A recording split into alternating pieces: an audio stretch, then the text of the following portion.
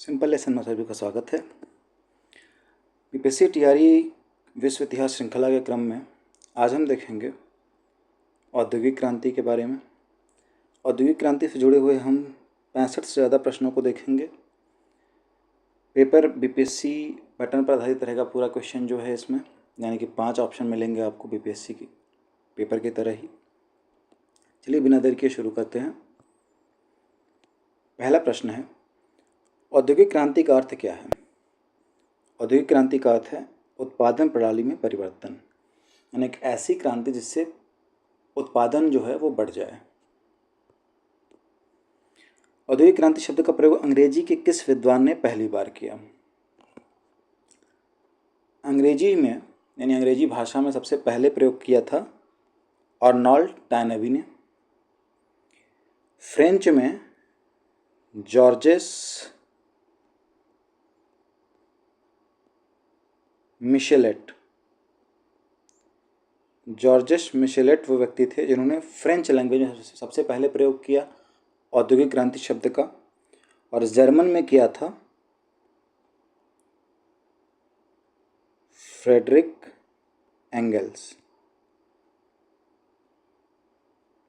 इन्होंने जर्मन में सबसे पहले औद्योगिक क्रांति शब्द का प्रयोग किया था। अगला प्रश्न है, औद्योगिक क्रांति किस देश में सर्वप्रथम हुई? सबसे पहले कहाँ पर हुई थी? इंग्लैंड में। औद्योगिक क्रांति के पश्चात आने वाली नई आर्थिक व्यवस्था कहलाती थी श्रम संघ अर्थव्यवस्था जो थी वो औद्योगिक क्रांति के बाद आई थी। सर्वप्रथम राष्ट्रीय बैंक की स्थापना कहाँ पर हुई? सबसे पहले राष्ट्रीय बैंक की स्थापना हुई थी इंग्लैंड में। किसे धातु कर्म में क्रांति लाने का श्रेय दिया जाता है? धातु कर्म, ब्लास्ट फर्नेस, धमन भट्टी, ये तीनों प्रश्न अगर आते हैं तो नाम एक ही रहेगा, अब्राहम डर्बी प्रथम। लंकाशायर कहाँ स्थित है?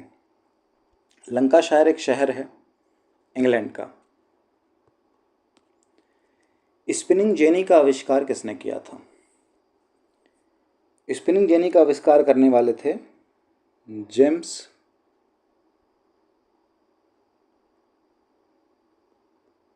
हारग्रीव्स। जेम्स हारग्रीव्स वो व्यक्ति थे जिन्होंने स्पिनिंग जेनी का आविष्कार किया था 1770 में। यानी कि सही उत्तर हो जाएगा उपयुक्त में से कोई नहीं, क्योंकि ऑप्शन में कहीं भी जेम्स हारग्रीव्स का नाम नहीं है। सैमुअल क्रॉम्पटन, इनके बारे में जान लीजिए। इन्होंने स्पिनिंग म्यूल का आविष्कार किया था। स्पिनिंग म्यूल का, स्पिनिंग जेनी का आविष्कार किया था जेम्स हारग्रीव्स ने, और स्पिनिंग म्यूल का किया था सैमुअल क्रॉम्पटन ने। माइनर्स फ्रेंड नामक भाप का इंजन मॉडल किसने बनाया था? जेम्स वाट ने भाप का इंजन बनाया, ये हम सभी जानते हैं। उससे पहले एक मॉडल के तौर पर माइनर्स फ्रेंड नाम का भाप इंजन बनाया था थॉमस सेवरी ने। ये जो इसको एक और नाम से जाना जाता था, इस भाप इंजन को, नाम था इसका फायर इंजन।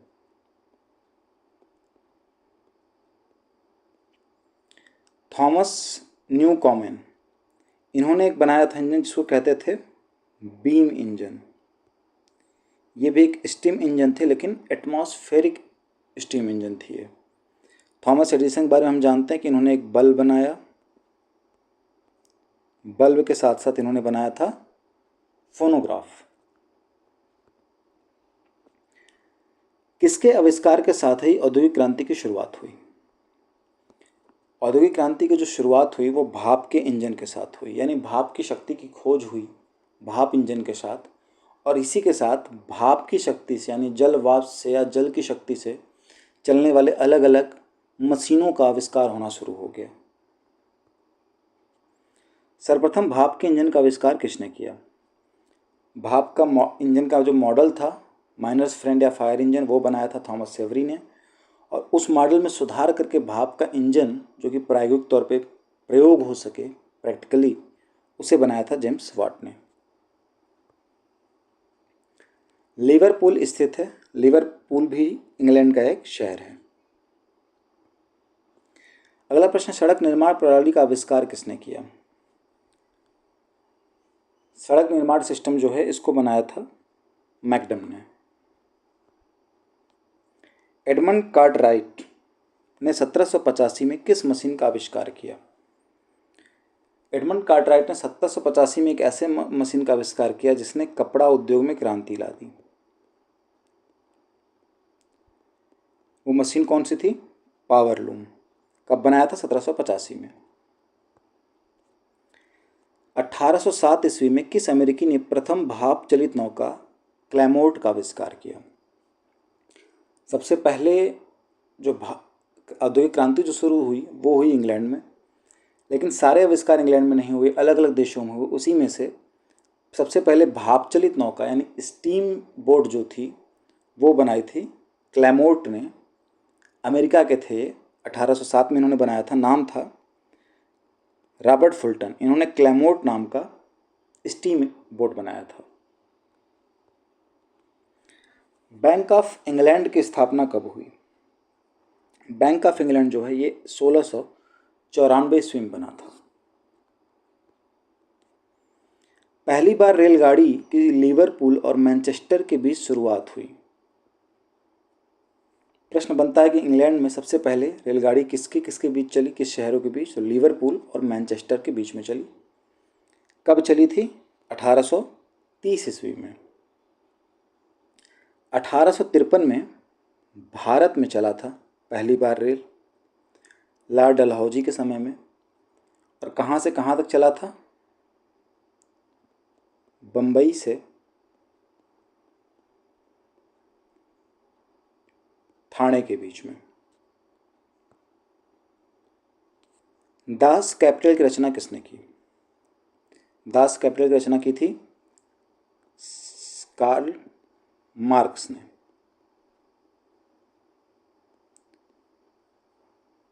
ऑप्शन में कहीं भी कार्ल मार्क्स नहीं है तो सही उत्तर हो जाएगा उपयुक्त में से कोई नहीं।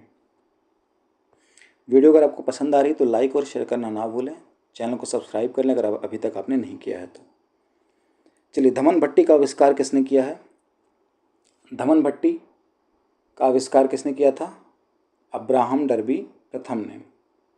अभी हमने पढ़ा था, अब्राहम डर्बी फर्स्ट ने धमन भट्टी का आविष्कार किया था। नहीं, उपयुक्त में से कोई नहीं सही उत्तर होगा। रिचर्ड रॉबर्ट्स ने प्रथम स्वचालित बुनाई यंत्र बनाया।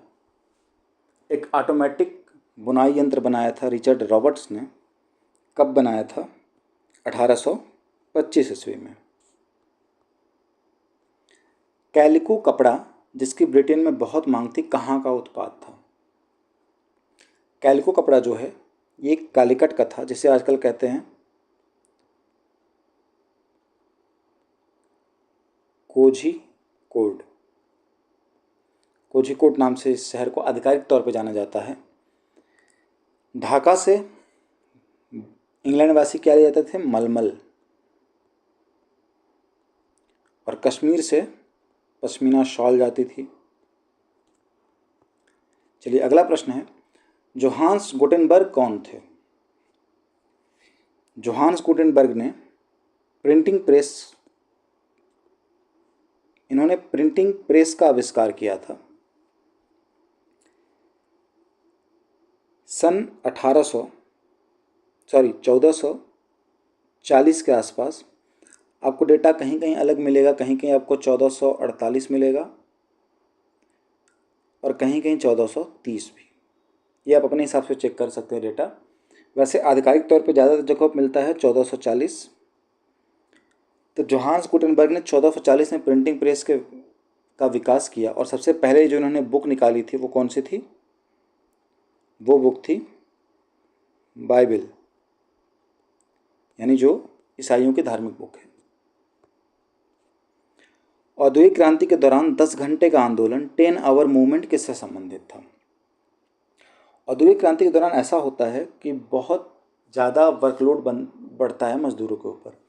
अधिक से अधिक प्रोडक्शन करने के चक्कर में कारखानों के जो मालिक थे वो मज़दूरों से शोषण करते थे, मज़दूरों का वो बहुत ज़्यादा वर्क कराते थे उनसे।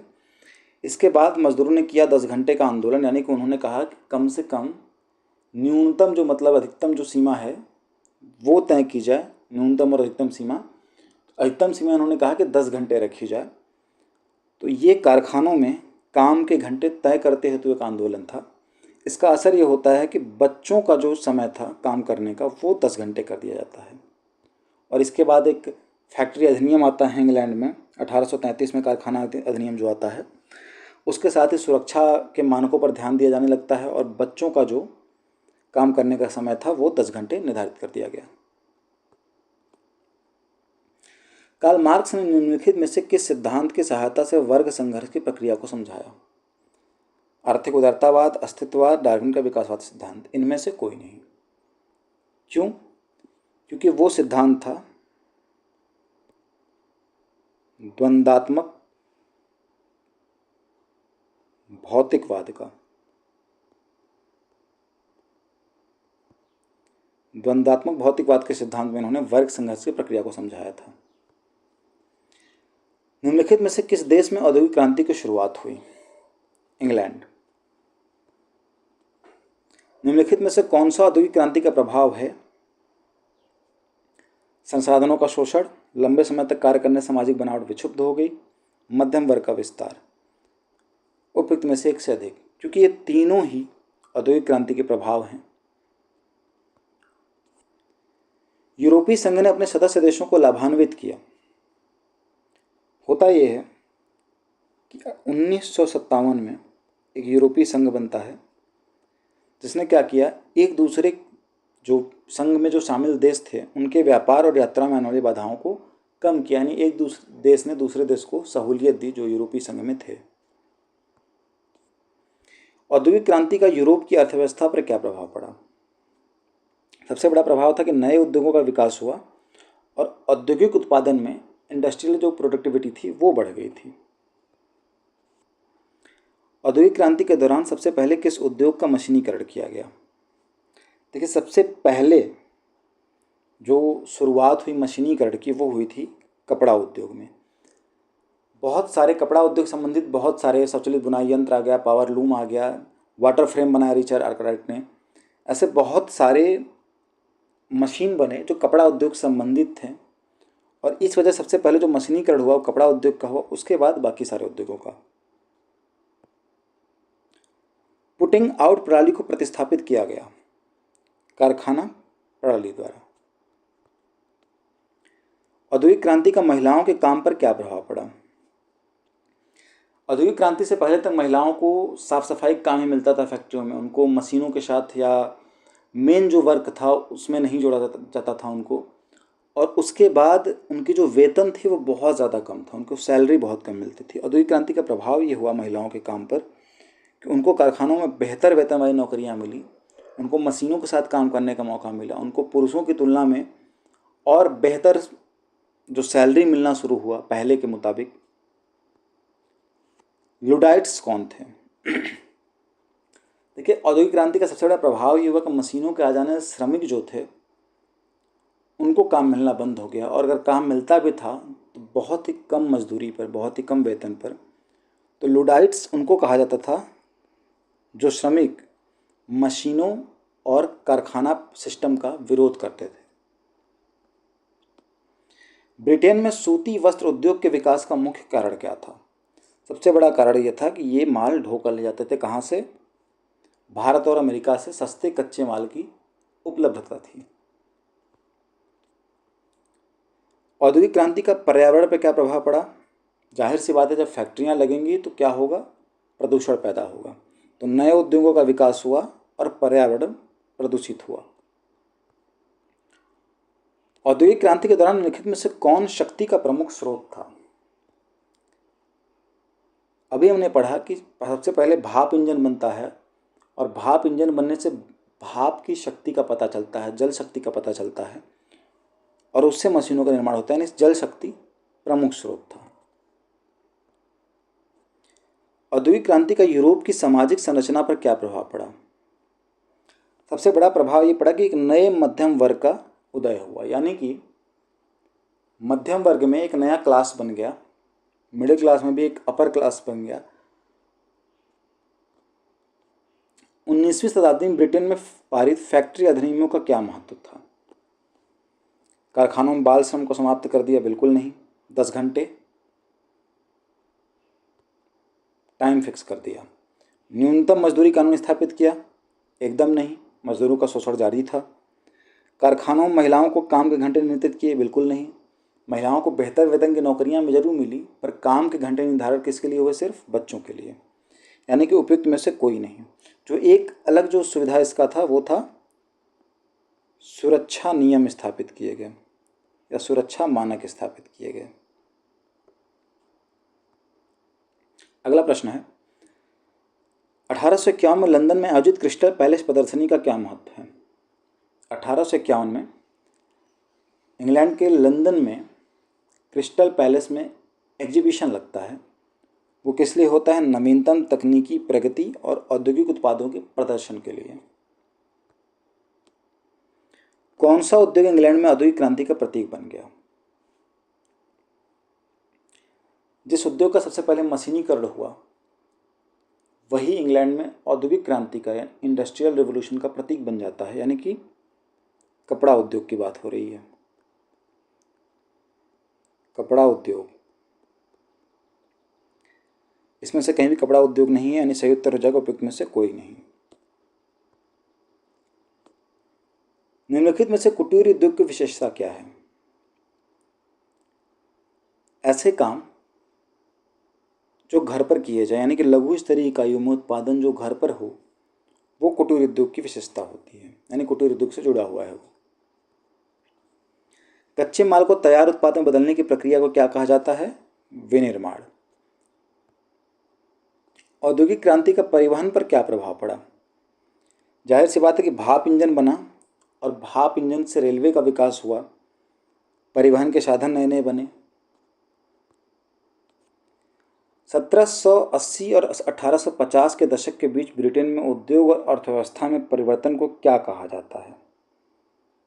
पहली औद्योगिक क्रांति। 1814 में रेलवे इंजीनियर जॉर्ज स्टीफेंसन ने एक लोकोमोटिव का निर्माण किया जिसे द ब्लूचर कहा गया। प्रश्न है, प्रारंभ में इंग्लैंड में नहरें बनाई गई थीं। इंग्लैंड में नहरों का विकास किस लिए होता है? शहरों तक कोयला परिवहन के लिए। प्रथम ब्लास्ट फर्नेस का आविष्कार किसने किया था? अब्राहम डर्बी प्रथम ने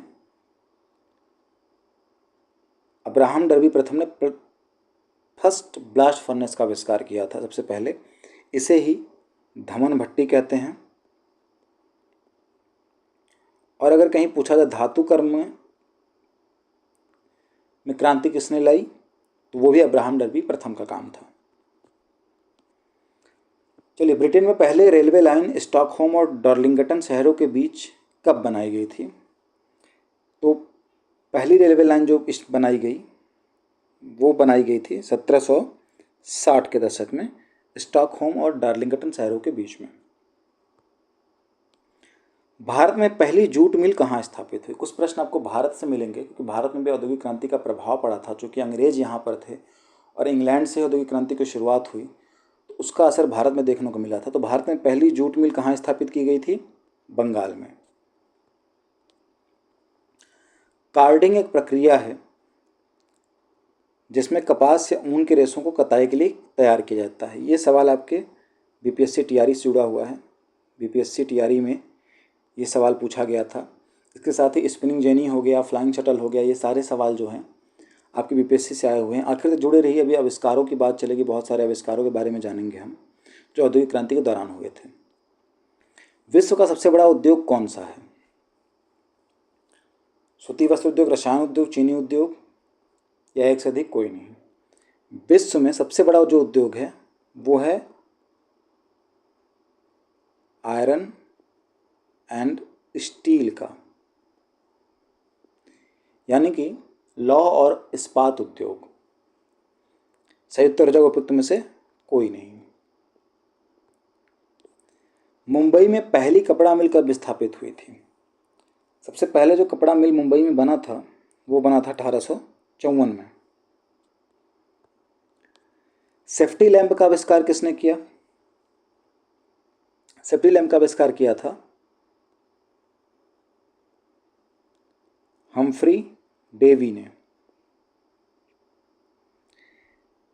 ऑप्शन में कहीं भी नहीं है, उपयुक्त में से कोई नहीं। भारत का सबसे बड़ा उद्योग कौन सा माना जाता है? देखिए, विश्व स्तर पे लौह और इस्पात उद्योग जो है ये सबसे बड़ा है, लेकिन भारतीय स्तर पे हमारे भारत में सबसे बड़ा उद्योग क्या है? सूती वस्त्र उद्योग। बुनाई उद्योग का अंततः 19वीं शताब्दी के अंत तक पतन हो गया, क्योंकि बुनाई उद्योग भारत में पतन की तरफ चला गया 19वीं शताब्दी के अंत में। उसकी वजह थी कि भारत में कारखाने आ गए और मशीनों से सामान बनने लगे, जल्दी बनने लगे, प्रोडक्शन ज़्यादा होने लगा और उससे बाज़ार भर गया। तो हाथ से बने कपड़ों में वो सॉफ्टनेस नहीं होती थी, उतनी अच्छा नहीं बन पाता था। इस वजह से बुनाई उद्योग जो था वो ख़त्म हो गया भारत से। विश्व में चीनी का सबसे बड़ा उत्पादक देश कौन सा है? सबसे ज़्यादा चीनी कहाँ पर बनता है पूरी दुनिया में? ब्राज़ील में। भारत में पहली कपड़ा मिल कब और कहाँ स्थापित की गई? अभी हमने पढ़ा मुंबई में 1854 में। जमशेदजी टाटा ने Tata iron and steel company की स्थापना कब की? स्थापना की थी इन्होंने 1907 में। कहाँ पर की थी? जमशेदपुर। 20वीं शताब्दी में आयातित कपड़ों के मैनचेस्टर के लेबल पर किस प्रकार के चित्र छपे होते थे? मैनचेस्टर से 20वीं शताब्दी में जो कपड़े आते थे उस पर महाराजा रणजीत सिंह के चित्र होते थे। एली व्हिटनी ने कपास से बिनौला निकालने की मशीन कॉटन जिंग बनाई। सन 1793 में एली व्हिटनी कपास से बिनौला यानी कपास के बीज निकालने की मशीन बनाते हैं, कॉटन जिंग। 1733 में फ्लाइंग शटल का आविष्कार किसने किया था, जिससे कपड़ों की बुनाई में तेजी आई? बीपीएससी का सवाल है। फ्लाइंग शटल का जो आविष्कार है ये किया था जॉन के ने। क्रॉम्पटन ने आपको बताया, हमने स्पिनिंग म्यूल का आविष्कार किया था, हारग्रीव्स ने स्पिनिंग जेनी का। चलिए अगला प्रश्न है, ग्राहम बेल ने टेलीफोन का आविष्कार कब किया? उत्तर हो जाएगा उपयुक्त में से कोई नहीं, क्योंकि उन्होंने आविष्कार किया था 1876 में, जो कि ऑप्शन में नहीं है। सैमुअल कोर्स ने तार यंत्र का आविष्कार कब किया था? तार यंत्र का आविष्कार सैमुअल कोर्स ने सन 1844 में किया था। चलिए, जेथरो टूल ने बीज बोने के लिए ड्रिल यंत्र का आविष्कार कब किया? बीज की बुआई की जो ड्रिल मशीन का चलता है, कल्टीवेटर जिसमें लगा होता है ड्रिल, उसमें बीज पड़ता रहता है, ये जेथरो टूल ने बनाया था। ये कृषि क्रांति से जुड़े हैं इंग्लैंड के।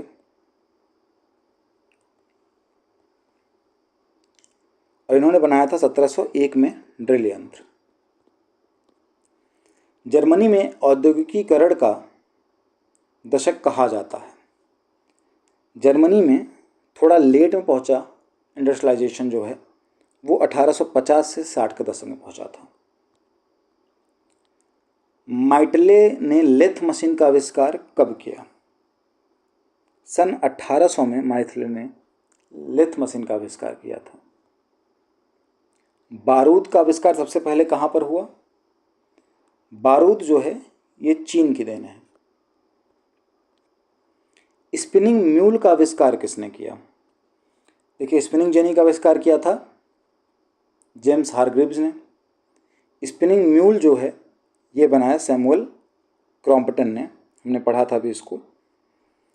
न्यू कॉमन के बारे में हम जानते हैं कि उन्होंने बीम इंजन बनाया था।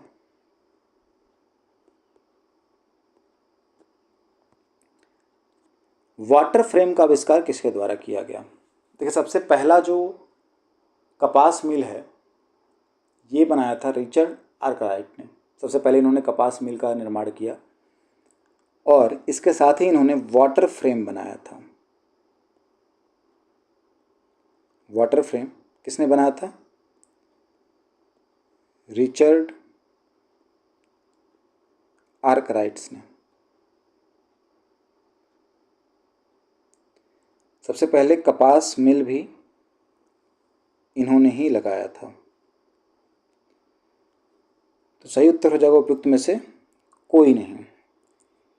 वाटर फ्रेम का आविष्कार कब हुआ था? अगर ये सवाल आया तो याद रखिए 1769 में। इसकी खास बात यह थी कि एक बार में 128 धागों को ये स्पिन कर सकता था और इससे बने हुए जो धागे थे वो बहुत मजबूत होते थे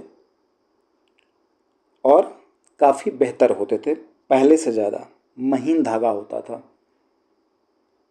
चलिए, ये थे 65 से अधिक प्रश्न जो कि औद्योगिक क्रांति से जुड़े हुए हैं। उम्मीद है आपको वीडियो पसंद आई होगी। वीडियो को लाइक और शेयर ज़रूर करें। चैनल को सब्सक्राइब कर लें अगर अभी तक आपने नहीं किया, ताकि अगली वीडियो की नोटिफिकेशन आपको मिलती रहे। अगली वीडियो हम देखेंगे यूरोप में राष्ट्रवाद का उदय और साथ ही पुनर्जागरण।